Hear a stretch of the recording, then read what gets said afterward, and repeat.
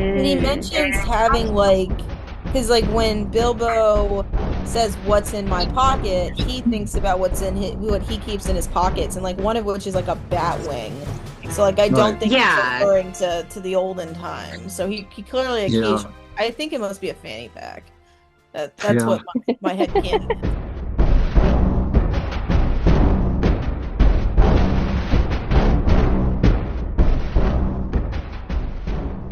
Hi, I'm Evie. I'm Amy. I'm Robert. And I'm Evelyn. And we're talking about it. Yay. We're going to be talking about Chapter 5, Riddles in the Dark. And I want to do a quick disclaimer. We recorded this, honestly, almost a year ago at this point. And my computer completely crashed, and I managed to lose this in Chapter 6. So we're doing the re-records. So hopefully it all goes well. So for Riddles in the Dark, I know Amy, do you want to go ahead and do a quick summary? Yeah. So Riddles in the Dark is chapter 5, and we kind of find Bilbo having fallen off of, I think it was Balin's shoulders while they're escaping from the goblins under the mountain, and he gets lost, and he ends up finding a mysterious ring, and he also meets Gollum, a mysterious creature in the dark, and he has to outwit him in a battle of riddles. And then he miraculously rolls a nat 20 and somehow escapes. So that's kind of the summary. Honestly, there's like several nat 20s in this chapter, to be Bilbo perfectly gets honest. so lucky. It's insane. He really does. So yeah, this is our first like real proper introduction to Gollum. And so I want to hear from you guys about your impressions of Gollum when you, well, I guess reread the chapter now. I decided to listen to this chapter through the audiobook, and I was really happy I did because it's Andy Serkis, and it like, is that how you say his last name? Yeah. Um and I was like smiling because it like reminded me of like my childhood. Like Lord of the Rings came out when I was in elementary school, Mm-hmm. and hearing him do Gollum was really fun, and it also completely like changed my interpretation of the chapter because I think when I read it in my head, I actually felt pretty bad for him, especially because like Bilbo cheats. Filthy Hobbit. But when I was listening to his voice, I was like, "Oh my God, kill Gollum! He's so annoying." But like said with like love. But it was funny how like having that voice like do the lines completely like changed my perspective on like him as a character. It's so interesting that you kind of felt like that you got like more annoyed with him. I'm also listening to the audiobook with Andy Serkis, who I'm obsessed with. Um, but he really did make me feel felt compassion for him because he's so fixated on this ring as being like his only like bright spot too. It's so sad to kind of hear that desperation in his voice. Oh yeah, I Um, mean it was like it was that part for me it made me was a sad. mixed feelings for me because like I said, there's like the nostalgia, but I wonder if that Mhm. nostalgia is reminding me of all the times he was a dick to Frodo. So that might have been some of the remembrance. But yeah, I also was thinking that I would absolutely get eaten by Golem if he offered me this riddle in the dark because I was like I can't understand you. Can you repeat that? Like that would be me for the whole time. That one part one more time, Golem. Why are you coming closer? No, one more time. Yeah, and also the fact that he's going to eat him is such like an so intense that he's going to eat a whole like hobbit. I guess hobbits are pretty small, but like, doesn't he just like subsist on like creepy, weird fish? Like, Sometimes he how could eats he eat? Oh, goblins. he also grabs little goblins. Yeah, I mean, I think that's part Okay. of it too, is like what he's threatening to do to Bilbo is Hmm. so much worse when you hear his voice. Whereas like it's kind of funny when you just read it in your head, but if someone was threatening to eat me and like slowly like rowing themselves closer to me with their massive ass hobbit feet, I would have thoughts on him as like a creature. I also had I had I asked Matt this question and I'm curious what you guys think of it, but like I was wondering like why doesn't he leave the cave? Like is it ever explained why he just lives in this like I mean it's not a good place to live, I would think. Like why doesn't he leave and go elsewhere? Wouldn't the ring make him like want to get out? So can I so that actually goes perfect with the next question I was going to ask, and Amy may be able to answer it when I ask this question. Okay. I know we're all we're a pro extended edition movie podcast. Do you guys remember his origin at all from the Lord of the Rings? I know that The Hobbit predates the Lord of the Rings, but he did rewrite it for it to match the Lord of the Rings. And since you guys had seen the movies, especially the extended edition where they have his origin, do you guys remember it all? And if not, I was going to have Dad kind of reiterate it. And it So does go into that about the cave. I do think I have an answer. And Robert, you may be able to elaborate on whatever I missed. But I believe so. Got Smeagol, for now Gollum, he got the ring because his friend or his cousin Beagle, what was his Mhm. name? Right. It was like Basically his Smeagol and Beagle. Deagle. Yeah. So Deagle finds the ring, and then Gollum, formerly Smeagol, kills him and to get the ring from him. And through the act of killing his cousin Deagle, he gets banished from the Shire and he can no longer live with them, which is how he ends up in the mountains. And he basically like kind of like loses his humanity through that because the ring has then like corrupted him. And I don't know why he never leaves the caves after he gets there beyond just kind of being so accustomed to it. So I don't know if there's more to that. That's Yeah, what I no, you're remember as well. Also, Matt has his own theory as to why he doesn't leave. So that's why I was curious if you guys had, or if it's Mhm. said, or if you okay. actually know the answer to it. Yeah, so Dad, if you want to expand on that, and I can add in a couple things too. Right. So one reason why he stays in the cave is because of his paranoia. Mhm. Um, Also, he somehow he extinct. He knows that somebody is looking for him, and he's not so sure that about the ring, so he continues to hide. Because Um, the ring a little bit while he was in that like it wasn't quite hobbits, it was like pre-hobbit era, and he just kept getting more and more corrupt until he was like banished, and he truly just became so paranoid of someone taking his precious that he hid it in himself away. yeah, So he that is not wanted Matt's to hug. theory for it. I'm Oh, curious as to his theory now. I will tell you what his theory is. He said that like Tolkien never like actually explains why he doesn't leave the cave, but he has his own theory based off other things he's said about the ring. Which is that the ring kind of like if you I might have him just come on and like say his theory because he explains it probably way better than me. But he basically said that the way the ring works is it kind of enhances who you are as a person. So like if you're someone who seeks power, it's gonna corrupt you even more. But like Smeagol is a hobbit, so like he's not naturally inclined towards seeking power. You know, he just kind of wants to chill. And so like he viewed him staying in the cave because that's all he's really gonna want to do as a hobbit. Yes, he's paranoid and yes, you know, he doesn't want anyone to take it from him, but there's also just an aspect of like it's not gonna bother him. Like if his biggest thing is keeping it, he's gonna wanna like, you know, hide away because as a hobbit, he's okay with that, if that makes sense. I can have him, I can haul it for him to come over. Well, I already talked interesting. with Matt and Colin. Once we get to the halfway point of The Hobbit, I was going to invite them on to talk about anything they wanted for the halfway mark.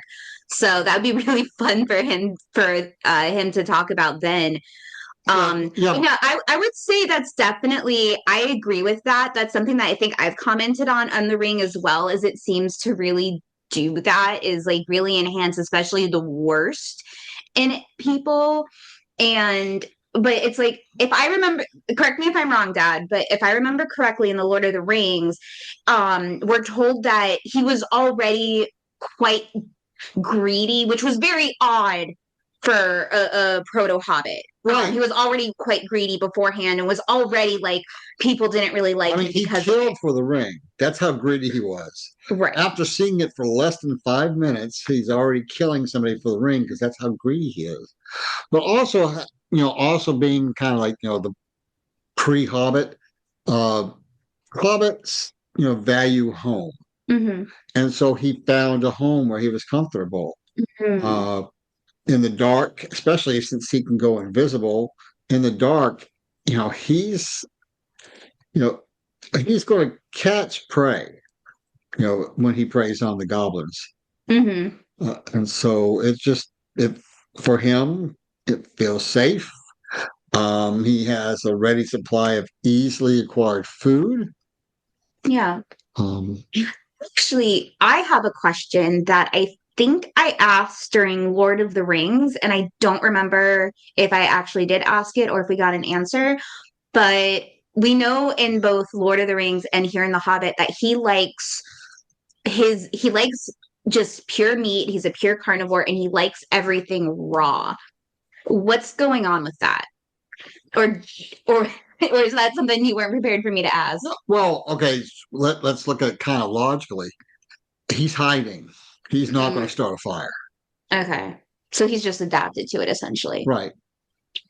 Well, and also and I also He like physically recoils in Lord of the Rings from cooked food and right, cooked rabbit. right. I don't think he I don't think he has the patience to cook something. Mm. And by the time we get to him not wanting the rabbit, that's all he's known for. That's all he's known is, For like hundreds of years at yeah, this point. yeah, for raw fish. Okay. Um, How Well, can that you and Do you see guys have the oh, I would assume he's adapted over time because the ring can also like extend your lifetime. Like that's part of why Bilbo lives so long in the Lord of the Rings because I is don't that think I paid as close attention to there's like a line about his eyes like glowing in the dark, and that's very like, this has now become a monster versus just like a regular person. So I was yeah. wondering what gives him the glowing eyeballs. yeah, I really this time rereading it, I really noticed that Tolkien puts an emphasis on these Or, and I fish don't know if I've gone on this that are bullshit left in before this because I do dark and like the can't way leave Tolkien with their like, eyes slowly evolving takes bigger stuff and from bigger and other bigger. And then the he way you kind of would do describes write Gollum that another book way. and puts it into the And at least Hobbit. my inference with Where being an when evolutionary Bilbo's looking biologist by at trade his is like I it's don't know if meant it's is it a to dagger show or a that he has sword? Like also I think of it as evolved. a sword, but I think it's Oh, maybe the excuse fish me gave him the for power. this. It's There technically a was a dagger, but it's line. sword This has size for a nothing to do hobbit. with Tolkien. short Yeah, sword. that's what I thought. It's And just he like says, but he loves it. Like he likes the idea that he's using a weapon that was forged for the Goblin Wars that all the songs are sung about. And I was like, that's a very romantic way of viewing war. But I liked like giving like the weapon history and giving it more significance because it's kind of like calling back to Excalibur by doing something like that. And I was talking this was something else I was talking to Matt about, and he was like, well, war is less bad when it's like the physical embodiment of evil. Like if you knew you were fighting the devil and demons, like you'll be less sad about the fact that people are romanticizing killing them. But I just really loved that line, and what it does because to add to the like the weight of the weapon he's using. Yeah, that's something that Tolkien, I know we've mentioned his influences before, and that's something he definitely takes from like those old Anglo-Saxon myths, with like weapons and artifacts. and yeah, named swords. Yeah. No, that's definitely a really great point to bring up. Like just his writing is really just it's interesting in the way that he does it. And again, his whole kind of thesis for these books was creating some sort of like mythology for England. And I feel like Not this. This one was right. yeah. But Lord of the Rings turned into it. Became it, but that was not the original intent. Right. But you can definitely like see the seeds, I would say.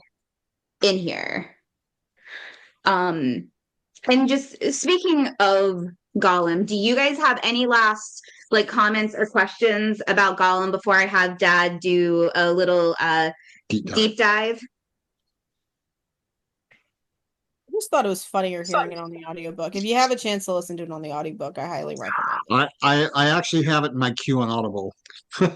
Oh, and I share your Audible, so yes, because I'm used to listening to the BBC um audio cast of like where every character has like a different voice actor Yeah. is the one that I'm used to growing up with. But I do really want to hear him narrating it. He's very good. I really enjoy it. All right, Dad, take it away. Well, so one, I wanted to. I don't think I talked about this last time, but in the different translations, he's actually even described differently. Oh, In the Swedish edition, he is depicted as a very large creature. Uh, and in that book, he's drawn at size in the illustrations. Look, he is dark rock color, about 4 times the size of Bilbo. so even more terrifying. Yeah, in 1975, the German edition, he's several times larger than Bilbo. His legs dangle over his boat on their own. In the Portuguese edition, he appears as a bearded and alarming-looking figure twice the size of Bilbo. Can you imagine bearded? Ugh, I do, I Bearded do sounds want to ask, wild. does he have clothes? Because like it mentions that he has pockets. And like I always imagine him just kind of like hanging in the loincloth because that's what he's like in the movies. But like it sounds like he Yeah, still that's has what's clothes. yeah, and that's what's interesting too, because on at one of Alan Lee's first illustrations of the Hobbit, he's in like a loincloth. So it's just like got a super fanny pack underneath it, is what I assume. I bet it's like, remnants of his previous clothes with pockets, maybe. Or maybe That's they're kind of like what I was imagining. jerry-rigged pockets. maybe it's like a gathering apron, but type situation. No, but don't you? But see, I think if he had pockets, he wouldn't leave his ring on the island to have to go back to. But he Mm. mentions having like, because like when Bilbo says what's in my pocket, he thinks about what he keeps in his pockets, and like one of which is like a bat wing. So like I Right. don't think he's Yeah. referring to the olden times. So he clearly Yeah. occasionally I think it must be a fanny pack. That's Yeah. what my head canon is at the moment. Well, and also, we're trying to give a lot more attention to detail for a book that he originally wrote for kids. But you would think kids would have those questions. So, Yeah. yeah. I mean, with talking about the ring, it even kind of says in the chapter that he grew too paranoid to even have it on him, where he would keep it on his little hidden island. It mentions like he would just get too paranoid to wear it all the time, Yeah. which I guess also kind of hints to that like thing about like he has some sort of notion that something's looking for it. Yeah. Right. And uh, going back to the eyes real fast. Um, so in the Hobbit itself, it says Gollum lived on a slimy isle of rock in the middle of the lake. He was watching Bilbo now from the distance with his pale eyes like telescopes. So somehow he had telescopic vision too. So um, Hmm. I think I That's mentioned cool. last time that um, Gollum wasn't his original name. His original name was Glip, and Tolkien even wrote Glyph. a poem about it Hmm. at one point. And I'm going to read it to you. It's not that long. So, under the cliffs of Bimble Bay is a little cave of stone with wet walls of shiny gray, and on the floor a bone, a white bone that is gnawed quite clean with sharp white teeth. But inside nobody can be seen. He lives far underneath. Under the floor, down a long hole, where the sea gurgles and sighs. Glip is his name, as blind as a mole in his two round eyes. While daylight passes and where night falls, with a pale gleam they shine, like green jelly, and out he crawls, all along the wet slime. He slinks through the weeds at high water mark to where the mermaid sings, the wicked mermaid singing in the dark, and the threaded golden rings on her wet hair. For many ships she draws to the rocks to die. And Glib listens and quietly slips and lies in the shadow by. It is there that Glib stills his bones, see a slimy little thing, sneaking and crawling under fishy stones and slinking home to sing. A gurgle song in his damp hole, but after the last light, there are darker and wickeder things that prowl on Bimby rocks at night. I'm going to pause real fast. With feedback from Evie, I'm going to try a different setting real fast.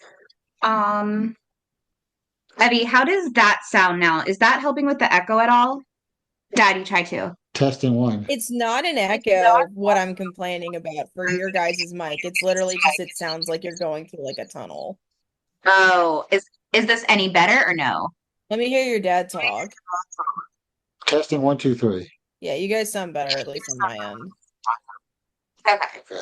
Yeah, because I had it on cone. Because we're sitting in like kind of like next to each other with it. So I I just think kind of what's made going it. on with your mic is if you guys are using the same mic, but you're logged into two different Zoom accounts, you're gonna get an echo from each of your sound going off.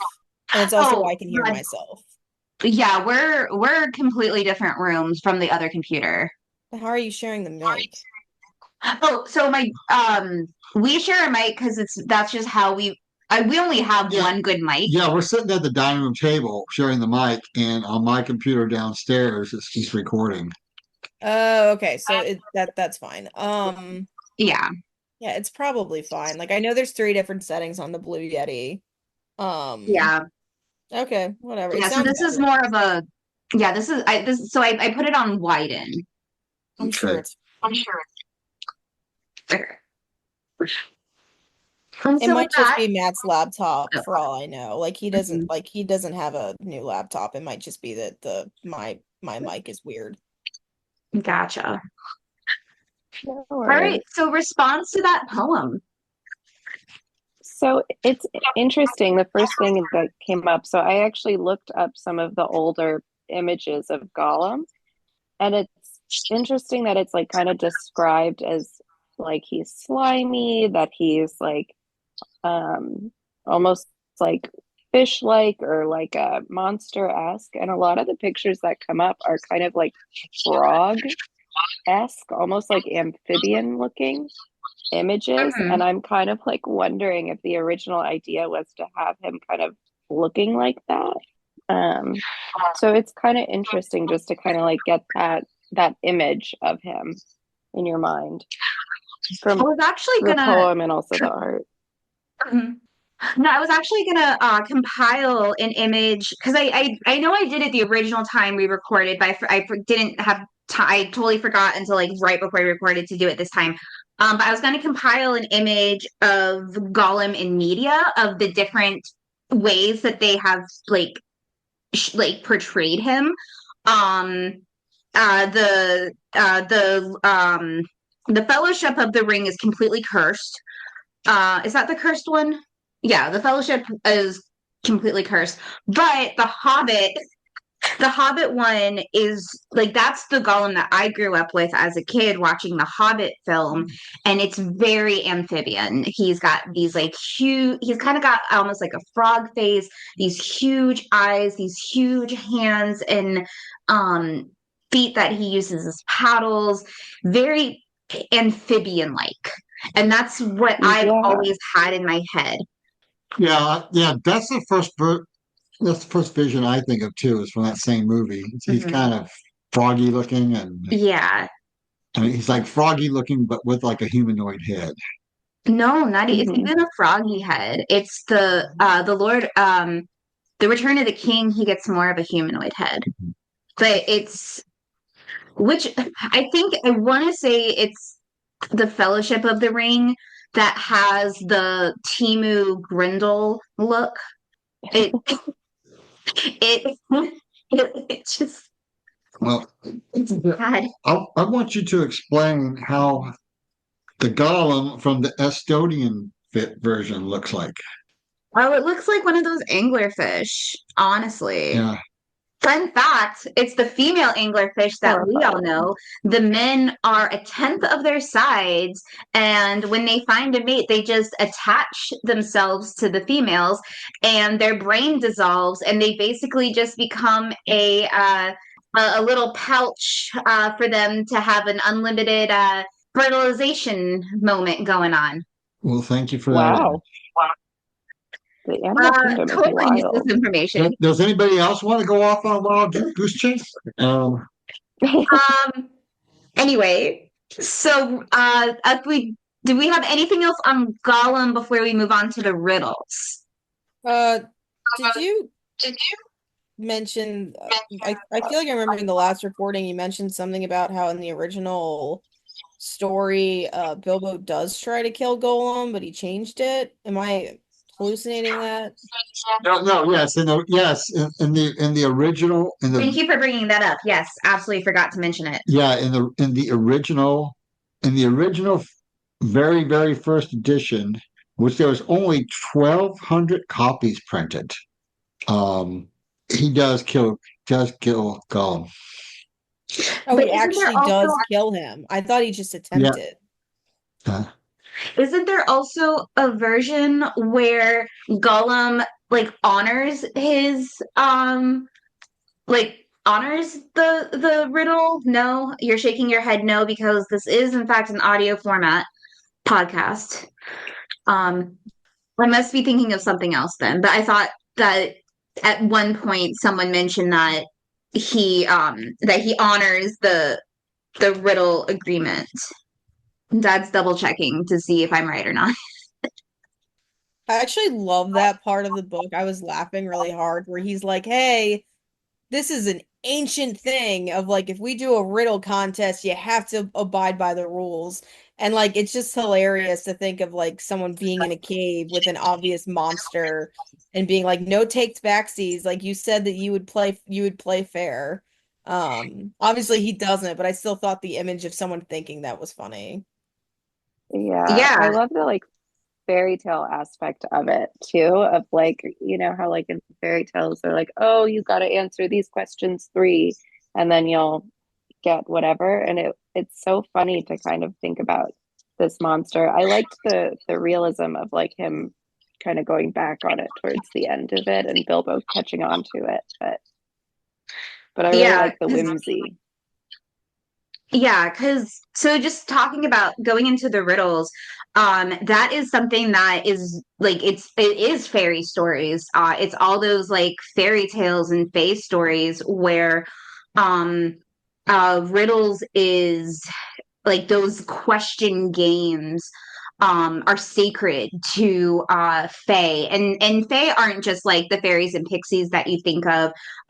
They're all different sorts of stuff where it's like you have like bogarts and brownies and um who are the wailing ones, the wailing women, um selkies, stuff like that are all considered that fae, like under that fae umbrella, and they have certain rules that they abide by, and part of that is like those riddle games where even the most powerful dangerous of fae would have to abide by those ancient rules, and I thought that was just I all like that's why like this and the next two chapters after 5, 6, 7 are my favorite chapters in The Hobbit.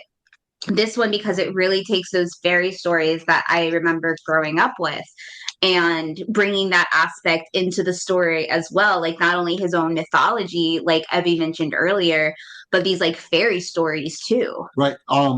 Also, you know, Token being who Token is, he knew of um the Norse tales that would have riddle games, and there was a very clear set of rules for the riddle game. So, but yeah, I can remember reading it the first time. I'm like, who's going to play a riddle game? Uh, especially when it's about your life. And then Gollum was planning on cheating anyway. Mhm. He goes, "Oh, let me go back to the island and get my prize for you." Yeah, or he get his supplies to so he can uphold his agreement. But I think it also just shows how morally corrupt he is at that point. Um, because with that, um, I remember like reading it and trying to answer the riddles like on my own. Did anyone else try to do that when they read it? I did it the first time. Like I said, if I actually had to talk to Golem, he would eat me 100% because I'd just be asking him to repeat the questions over and over again. I definitely get Yeah, I'm anxiety in tense situations, so I would just go blank. Yeah, I can you write it down for I me? I'm a visual learner. I need to look at this on paper, please. I'm notoriously bad at solving riddles, so I for sure think I would have been eaten. Amy, me too. I would not risk my life trying to answer a riddle. Yeah. I could not I see also that. wonder if it's also a little bit like the Hobbits, like harkening back to um Gollum's like origins as a hobbit, like if riddles were more of like a hobbit focused thing. Um, because doesn't Frodo also have like a time when he like answers riddles? Or am I making that up?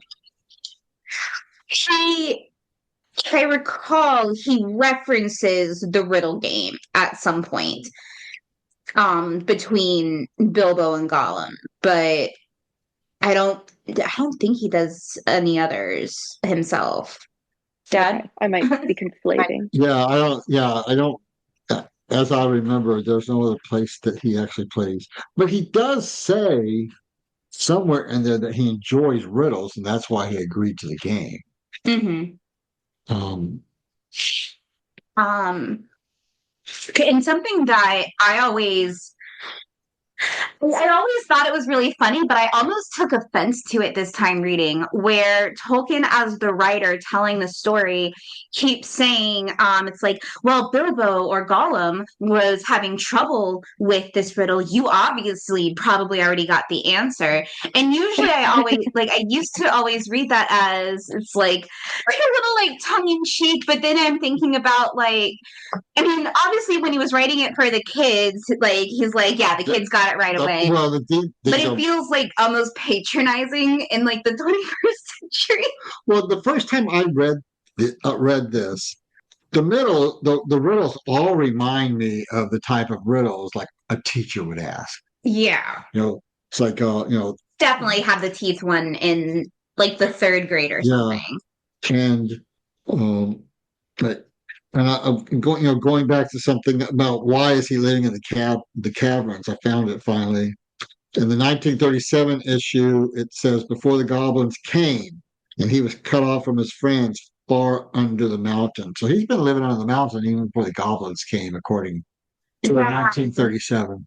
Yeah, because even in the current Dang. edition, yeah, even in the current edition, it kind of hints that it's like there are things that were there before the goblins came that just hide in their little holes. So, And then even in 1951, he wrote, before he lost all his friends and was driven away alone and crept down, down, down into the dark under the mountain. mm. So even before he lost all his friends, that's interesting. So who was that who was that very dedicated friend that would make the trip down trying to like give him some semblance of a social life? It was like, I'm not giving up on you. All right. So did we want to get to the riddles themselves, or you got something else first? Well, I wasn't really going to go over the riddles themselves. Right. The only other thing I was going to really mention about the riddles is I remember you mentioning last time that at this time period that Tolkien was writing it, riddle games were actually quite popular in pop culture Well, yeah. in this time in England. Right. Because they're English. Also, they didn't have TV. Right. What year was it being written in? He wrote his first drafts in 1937. Yeah. I mean, there's a 1937 issue of it, and then the second edition didn't come out until 1951. Like That all had to do with paper rationing during the war. I feel like, and he started like during the in like the late 1920s when he was first telling the story to the kids, if I recall. But yeah, as for the riddles themselves, what did you think of like the actual like about the riddles themselves? And then the ultimate question, did Bilbo also cheat with his question? Or did Gollum forfeit the right to challenge it since he tried to answer? I mean, I definitely think he forfeited it because he answered. I also feel like what's in my pocket is not a riddle, personally. So I feel like there's cheating and he forfeited. But here's something that I find interesting too, though, because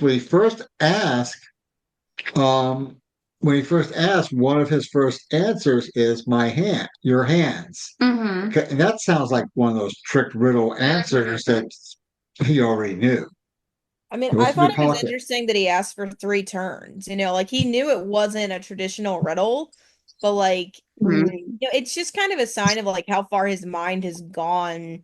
Where like, I do think there's an aspect of some of these riddles are stuff that he remembers from being a hobbit. But Mm-hmm. him being willing to play this part of the game, but being like, okay, we'll make it fair. Let me try 3 times. Where he doesn't quite know, like maybe the game has changed from where, when he was last actually out in the real world. Well, because it also seems like both of them are getting more and more frantic as it's going on. Like it mentions that it's pure luck that Bilbo, like he's asking for more time, but that happens to be the correct answer. Which like it was just that's one of those nat 20 rolls for him that he was able to get that, I think, which was really interesting. Yeah, and I like this little aside here um, after Bilbo asked the question about teeth. The 30 white horses on a red hill. Gollum says, "Chestnuts, chestnuts, teeth, teeth, my precious." But we only has six. Ew. That's enough to bite a That's fish head terrible. off of. It's, I wonder, again, this is the evolutionary biologist in me coming out. I wonder if he lost his canine, or not the canines, if he lost the molars that's used for grounding up vegetation and only kept like There's no vegetation downstairs. Downstairs. There's vegetation in the. basically he has no use for those teeth, so they just aim out. And he only kept the teeth that Well, he hasn't been release. brushing his teeth for years. That's Ew. Ugh. And I was surprised they didn't smell him coming. I'm sure Um, they did.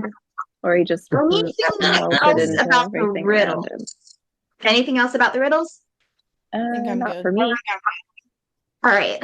So the next Nat 20 that Bilbo rolls is basically being able to, because he just slips the ring on absentmindedly, he's able to avoid Gollum.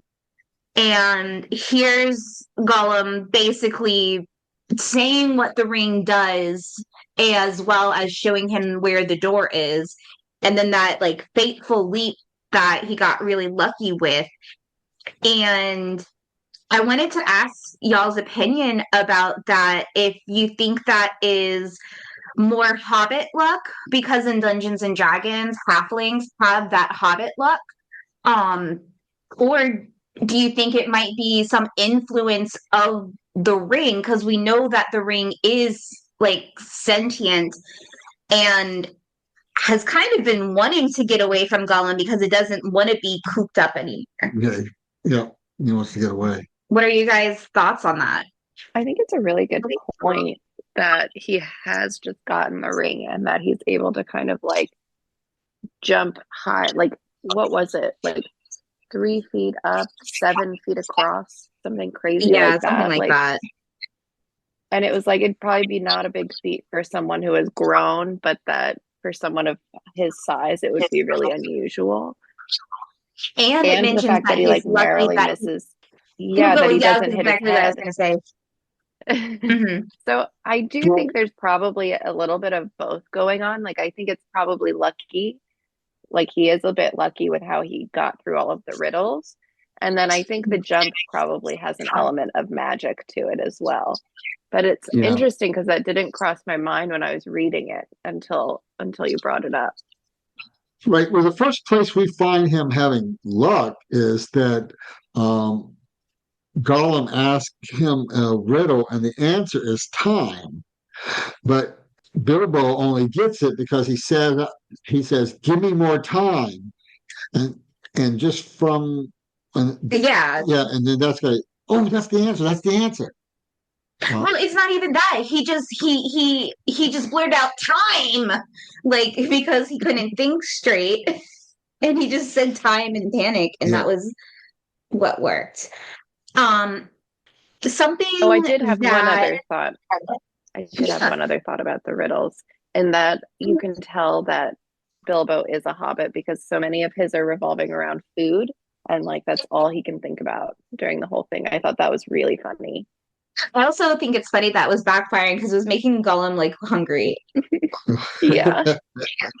Um, but no, something that I never really noticed before is when he's finally like past Gollum and he's trying to get past the last couple goblins at the back door, and um and suddenly they see him and the ring has slipped off. And in the book it's almost a throwaway line about whether or not it was a final trick of the ring on its new master. Right. Yeah. And that was the first time it ever occurred to me that I like just talking about how sentient the ring is, um, that it felt like manipulative, that it purposefully made this situation to really condition Bilbo to become reliant on the ring. Okay, Did but anyone that else feel I that? do have a question about that. How much did Tolkien know he was going to use this ring for in the future? That's a dad question. I don't see anything where at the time he's writing this that he was even thinking about a second book. Hmm. Because a lot of it was, being asked by his publishers. Yeah, his publishers asked, and they're just like, and then he was like, Tom Bombadil, and they said no.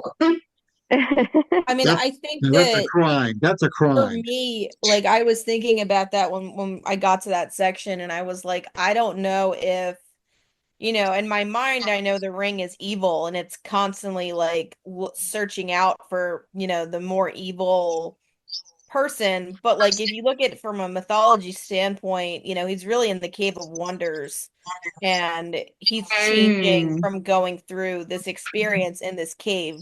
It's such classic hero's journey where he's at, Mhm. and by getting this ring, he's attaining something he needs to do the job he's been hired for. Like he's supposed to be a thief, and like being able to turn invisible is going to help him with that. And so I thought it was just like a little extra. If you're not planning a future series down the line, it's really just him proving that he can get out of the cave on his own using his wits and then attaining this special item or whatever that's going to help him on the rest of the journey.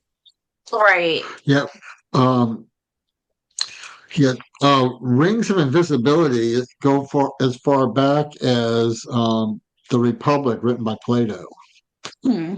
Um, Okay.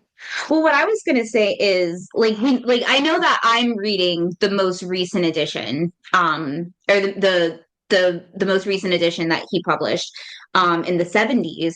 And so I know that this is one of two things in the books that he heavily changed from edition to edition. So that's something that I would actually be really interested in, is seeing the different editions of the book and exactly like where the changes happened from that edition to edition, because he started changing it to fit the Lord of the Rings. And so I am curious about what was added, or if there were like happy little things that he had put in that happened to work out, is just something that kind of interests me in that area. Yeah, I think it's a good question. And it does kind of make you think about, how a writer might come up with their ideas, or how like publishing versus like demand kind of influence like going back and rewriting things. It's really makes you think. Yeah, because he really went from writing a whimsical children's book to it's the end of the world as kind of story. I mean, the ultimate quest book. Yeah. Um, and yeah, I know you're aware of this, but there were also, Enchanted Ring going far back as the Green Fairy book and the Yellow Fairy book. Yeah, a lot of rings. A lot of enchanted rings. And that was something that I did notice on this rereading, is it kind of mentioned that no one really knew how this ring, back when these rings were more common than they were now, how it even got to Gollum's hands in the first place, and that the maker of such rings themselves probably never even knew. And I think that's really interesting, because if I recall, in the Lord of the Rings books, I'm not sure if they do it in the movies very much, but in the Lord of the Rings books, that Sauron has no idea about Gollum until Gollum finally starts leaving his cave in search for his precious, because he's so desperate to find it. Right. And we know that he gets captured. And tortured. But yeah, I think for such a, it feels almost like a short and to the point chapter, but there's so much going on at the same time with it, that it just, again, going back to like why like the next couple chapters are my favorite chapters, I just feel like there's so much in every single sentence, is so well thought out and just really told very well. Did anyone else have any final like thoughts or comments about this chapter in particular before we wrap up? Well, one of the things towards the end of the chapter, we get back to Bilbo being a hobbit. He's upset that he's lost one of the buttons from his waistcoat. Oh, that's right. While he was His nice bronze buttons. Yes. It's such a good, it says so much about his character too, in those moments of just like really bringing you kind of back to that grounding force of who he is.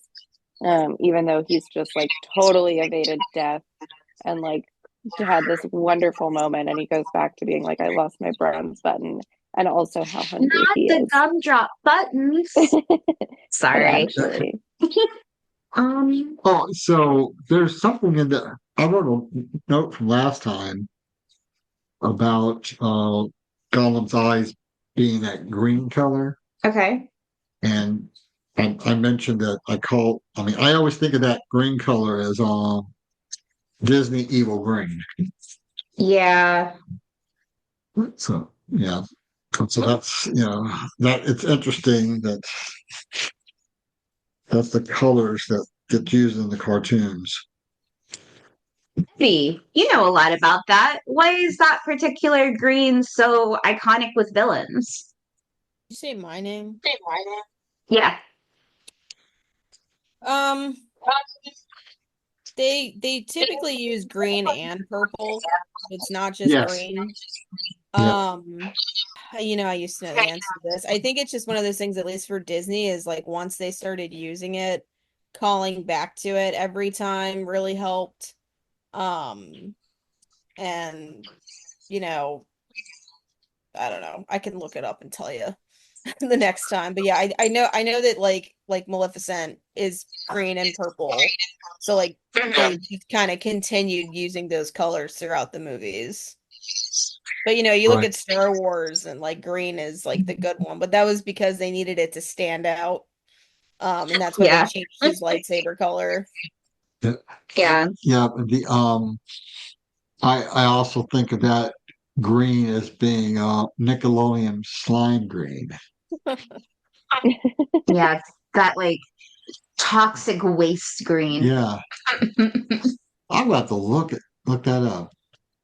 See Hmm. what color the stuff that gets popped out of the can that lands on Daredevil to give him those Mm. powers.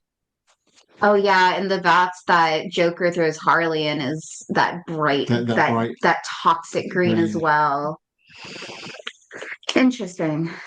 And of course, the iconic toxic overflow in The Simpsons with the three-eyed fish. Yeah. But again, I think that all flows back to that first green in Snow White. Oh, that's yeah, it's in Snow White too. So I mean, I because think it's uh just green as a contrast to red, so it's just a way of showing like the poison. Like Mm. if you're right, having red, like the contrast color to that is gonna be green. So, um, right, because I think that's the first time. Yeah, I was gonna say it too. I think that's the first time we see that color green as it's kind of wrapping around the apple that um with the the witch is skull. going to give Snow White. Yeah. Hmm. Okay. All right. Right. Well, our next chapter is Out of the Frying Pan and Into the Fire, which is my favorite title ever of any books for a chapter.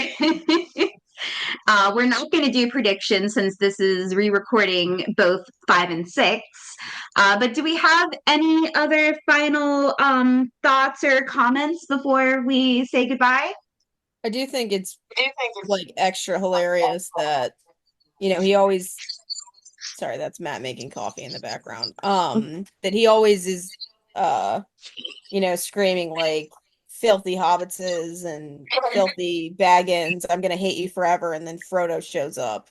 Like I know they're Yeah. talking about making a movie from his perspective, but like I can only imagine what it would be like if you really, really hate this one guy and then more of his relatives keep showing up to wreck your day. Yeah. Which is funnier when you know that all four hobbits, they're all cousins. Oh my Yeah, God, so so they're he's all just being related. Really haunted is by their this whole one family. family. What I love, there's an internet meme of imagine the fairy tale stories that your uncle who raised you told you that the boogeyman essentially is real and you have to travel with him now.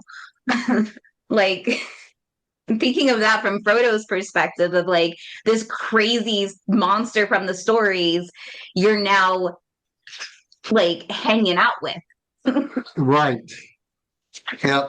And we're not going to get into the Lord of the Rings, but yeah, I always thought it was interesting that um Frodo does have a trust.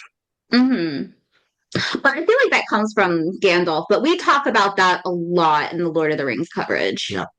Because when you find out why there's the third eagle that goes to pick him up, it just hurts your heart. That's right. Do you guys know about I don't know if they did it in the movies. Do you guys know about that? I don't think I do. I don't know about it, but I feel like we should talk about that for the next chapter. I was gonna say I was gonna bring it up for the next chapter, Especially since we're getting into that. specifically. Yeah. Yeah, perfect. So So let's talk about it in the next one. so that's kind of a teaser, I guess. So we've been talking about it, I've been Robert. I've been Amy. I'm Evie. and I'm Evelyn. See you in a few.